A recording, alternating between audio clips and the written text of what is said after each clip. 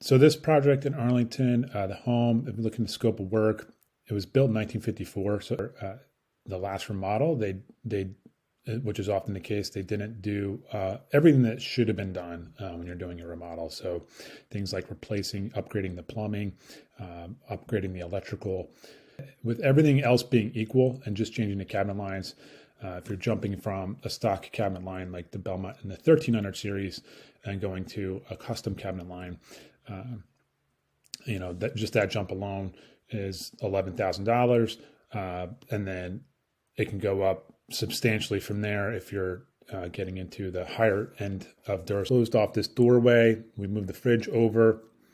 This duct we were able to run underneath the toe kick of the cabinet. So that's the layout that we came out. So this was the plans that we did, and it's pretty much what they wanted. So we could have been done right here. However, budget is always a factor. It's likely going to require. It's going to have change orders, unforeseen conditions. When we get in there, we do the demolition. There are going to be things that we discover that are going to add additional costs. And in this case, it was altogether about another $5,000 worth of change orders.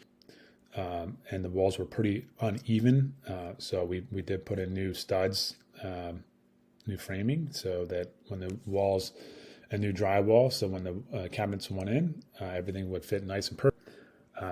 Here we had this window was leaking. We took out this little bench that was here. We put in new insulation, new plywood subflooring. We ran new dedicated lines. I think we did a total about 3 pipes looked like, the old galvanized supply line. So that was the inside of the pipes. We replaced that with copper. These are the 4K photorealistic renderings.